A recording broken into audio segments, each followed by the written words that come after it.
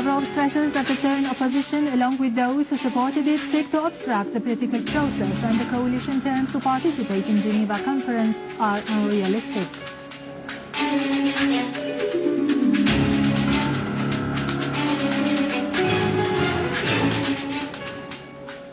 Syria welcomes the conference held in Tehran, which stresses the necessity of stopping violence and launching a political process.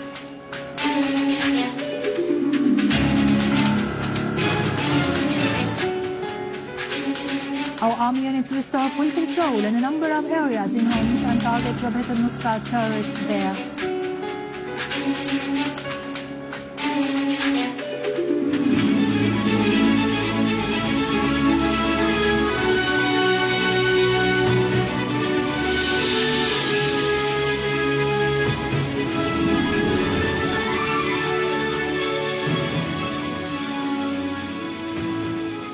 Good afternoon, ladies and gentlemen, and welcome to our news for today.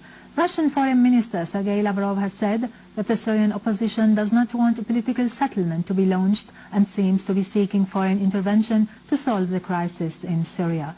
During a press conference with his Cuban counterpart Bruno Rodriguez in Moscow, Lavrov said, "The course a Doha coalition pursues is unacceptable," referring to the presence of the more serious opposition forces in Syria. Lavrov added that the conditions of the opposition coalition to take part in the international conference are unrealizable.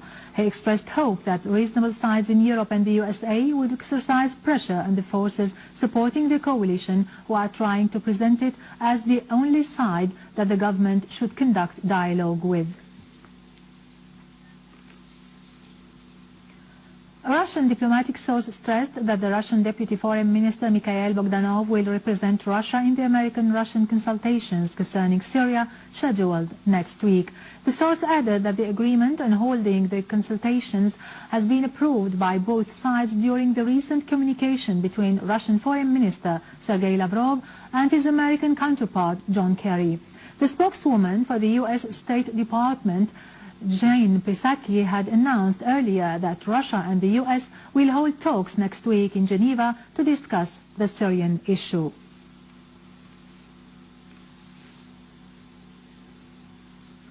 UN Secretary General Ban Ki-moon has said that Russia, the USA and the international organization have still found no solution to issues related to the International Conference on Syria, including the date of the conference's convention.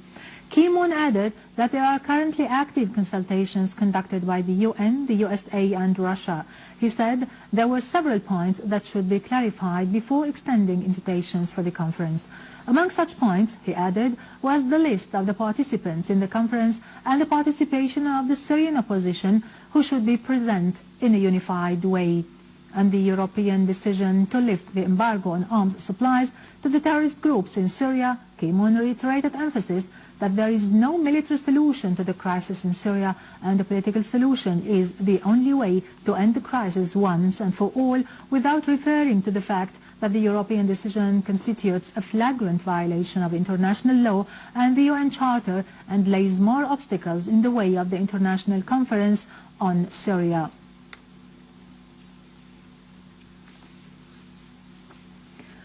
Syria has welcomed the meeting of the Friends of Syria held in Tehran and the ensuing results, which stressed the need to stop the violence and to start a national dialogue among the Syrians in order to find a solution to the crisis that allows the Syrian people to decide their future away from foreign intervention in their affairs and in a manner that preserves Syria's national sovereignty. In a statement to this effect, the spokesman of the Foreign and Expatriates Ministry expressed Syria's thanks and appreciation for the Islamic Republic of Iran for the efforts it is exerting to find a political solution to the crisis in Syria through a comprehensive national dialogue among the Syrians, and its emphasis on the need to stop the violence that would be achieved when certain states stop sending weapons to the terrorists. The spokesman also expressed Syria's high appreciation for the participation of representatives of 40 states in the Friends of Syria meeting as evidence of their real friendship for the Syrian people and their support for the efforts exerted to solve the crisis through national dialogue and their call for lifting the economic sanctions imposed on Syria.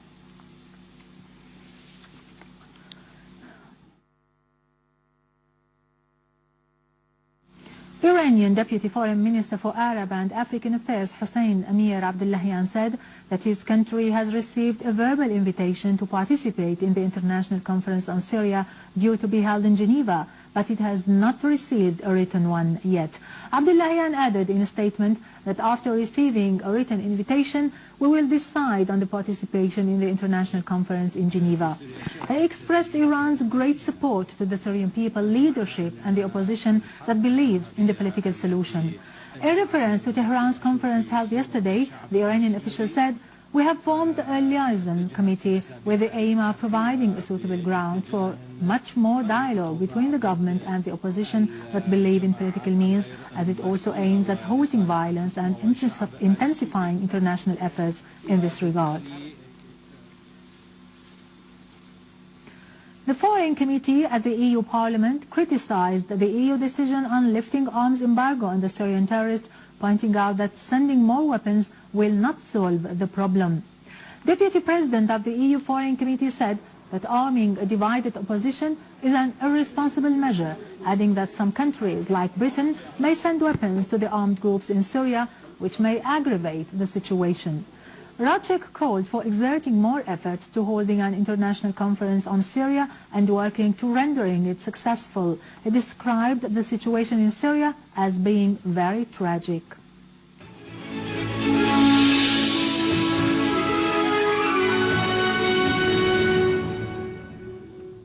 Our armed forces continue to pursue fleeing Jabhat al-Nusra gangs in Al-Qusayr.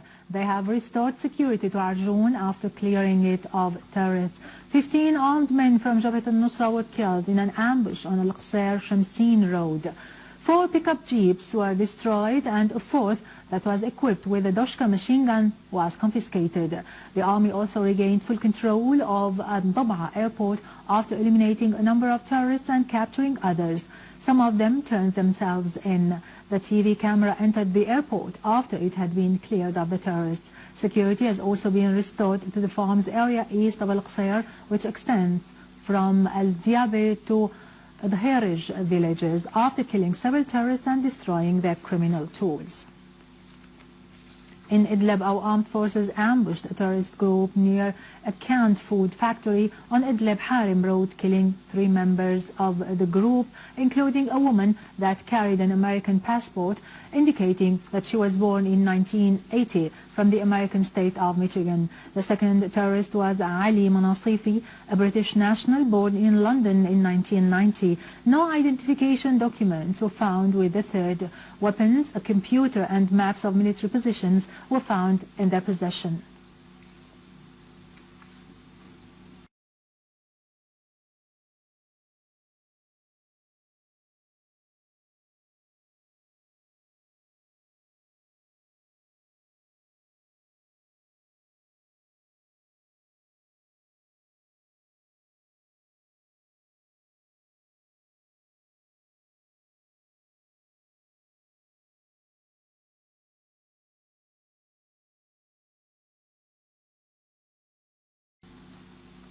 One person was killed when a mortar shell launched by terrorists today dropped on citizens' houses in Harasta residential suburbs in Damascus countryside. In Al-Qasimiya village in eastern Ghouta, also in Damascus suburbs, our armed forces found a terrorist hideout that contained a factory to manufacture explosive devices and military equipment.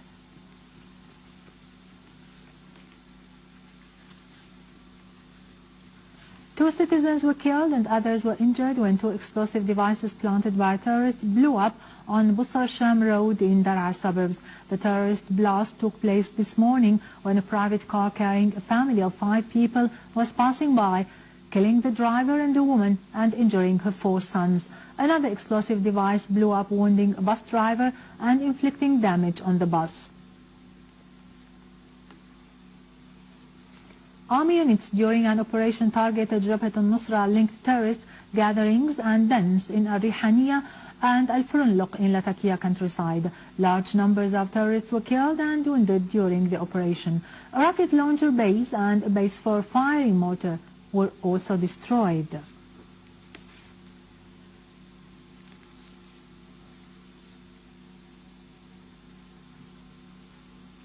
Iraqi Foreign Minister Hoshyar Zebari renewed his country's stand, which supports a political solution in Syria. He stressed the necessity of stopping violence and giving a chance to the political solution, pointing out that a priority should be given to regional stability, as Iraq will be affected directly by any potential chaos and violence. He added that the Syrian people are the only side which can determine its own future away from any foreign intervention.